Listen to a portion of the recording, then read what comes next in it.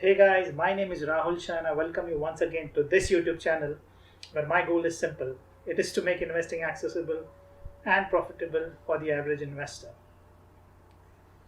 Back in March 2020, when the stock market had crashed and the bottom had fallen out of the stock market, I got to work and started looking for stocks to recommend to my subscribers because I knew that sooner or later the market is going to rebound, and that's why I wanted to be ready with a list of stocks, good quality stocks at attractive valuations that I can recommend to my subscribers.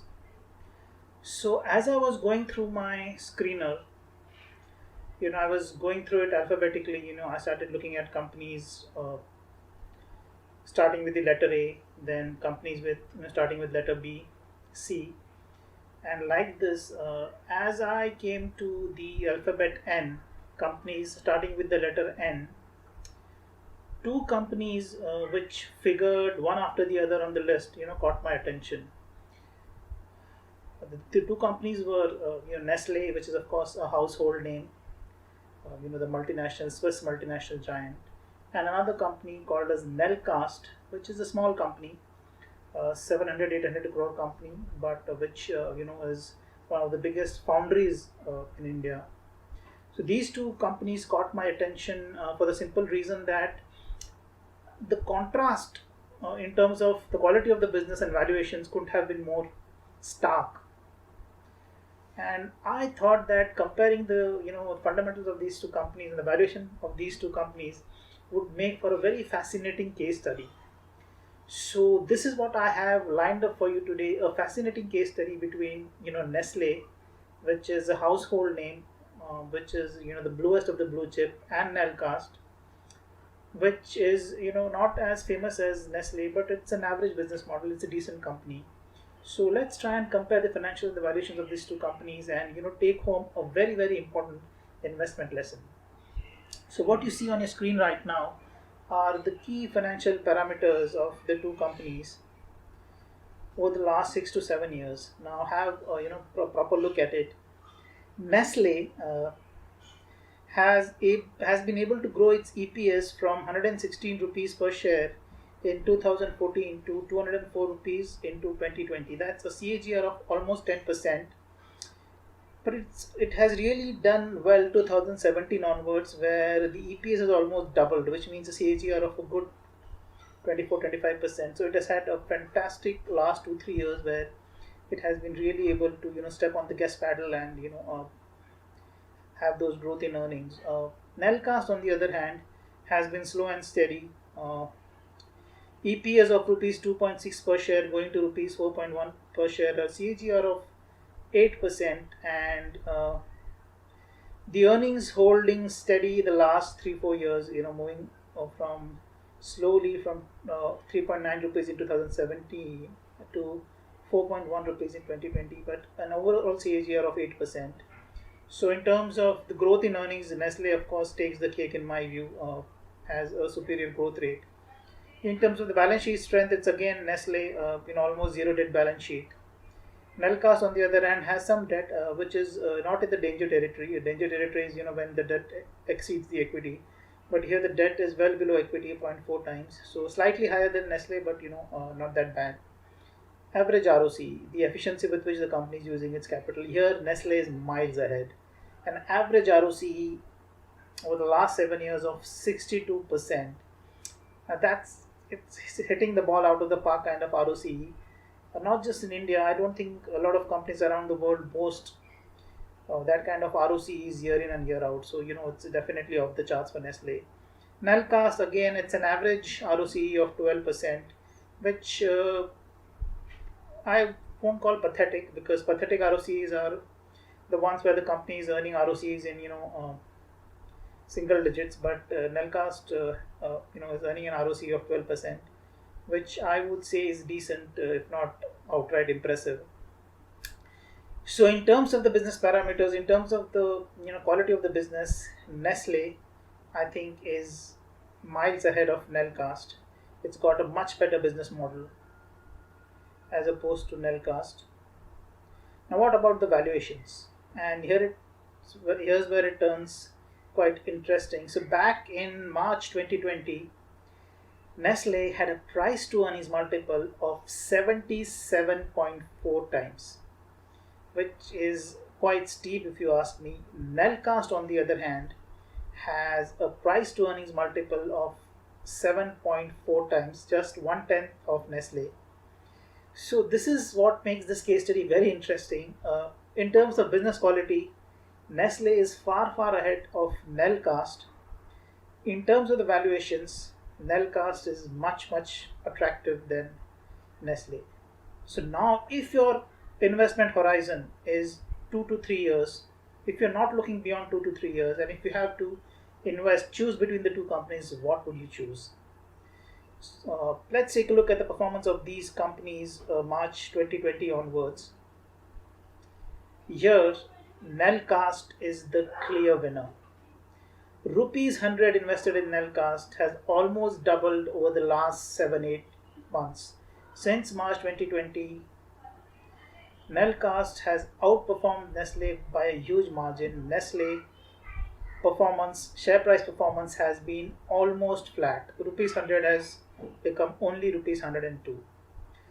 Now, is there a definite conclusion to be taken from this? Is this just randomness? Is this just pure luck, or there's some method to the madness? There's some logic to it.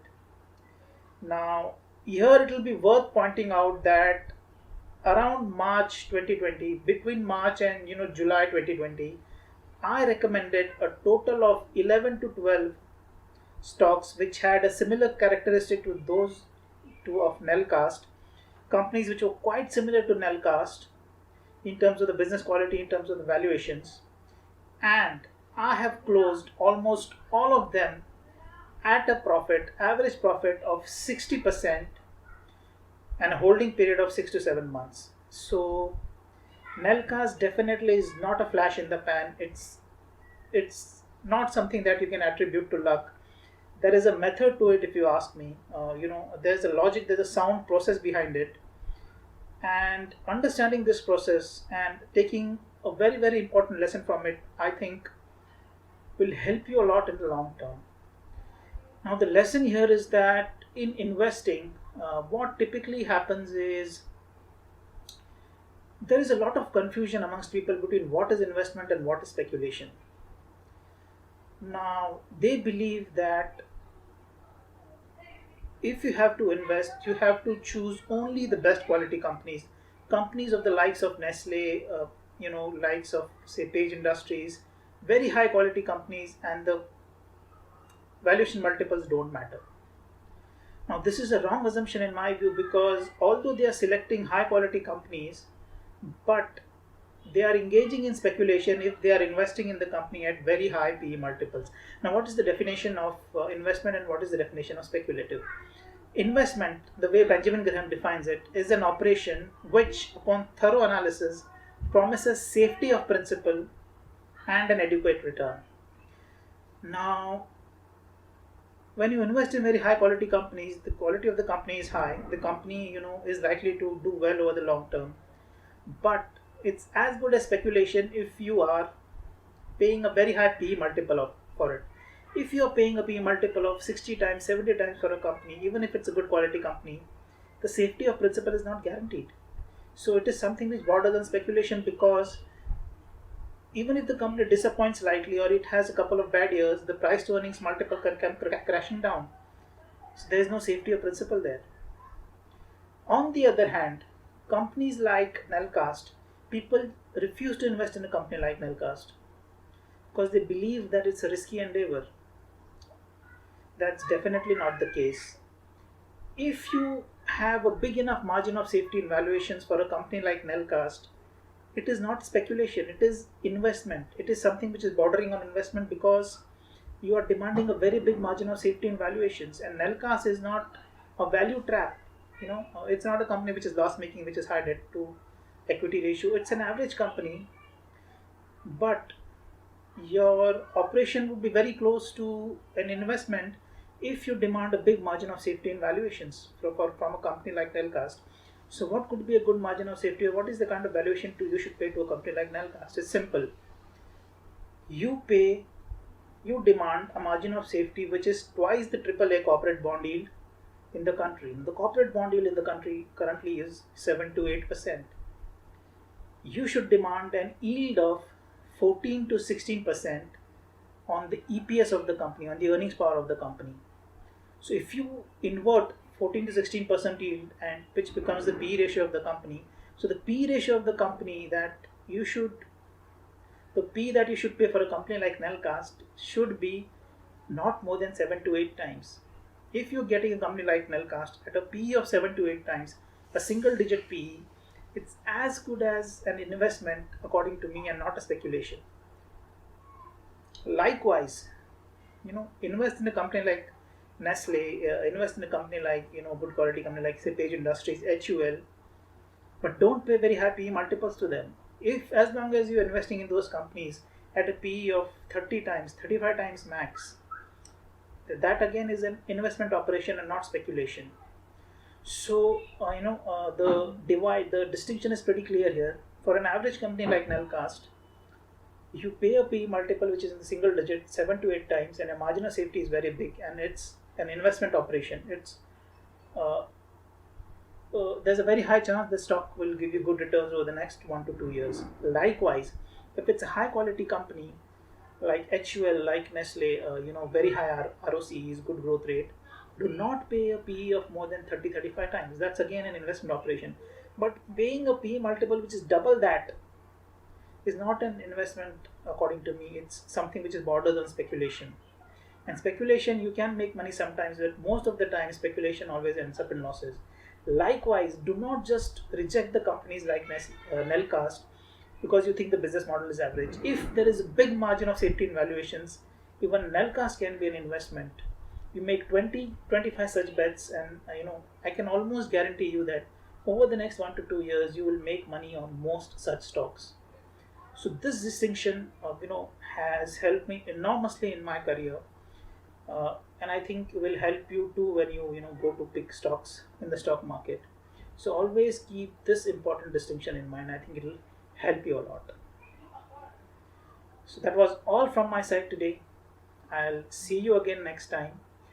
But before I go, I take this opportunity to wish all my viewers a very happy and a very prosperous Diwali. And before you leave, do not forget to share, subscribe, like, or comment on this video. Your views and your comments are always much appreciated, and they encourage us a lot. So please do that. I'll see you around. Thank you so much.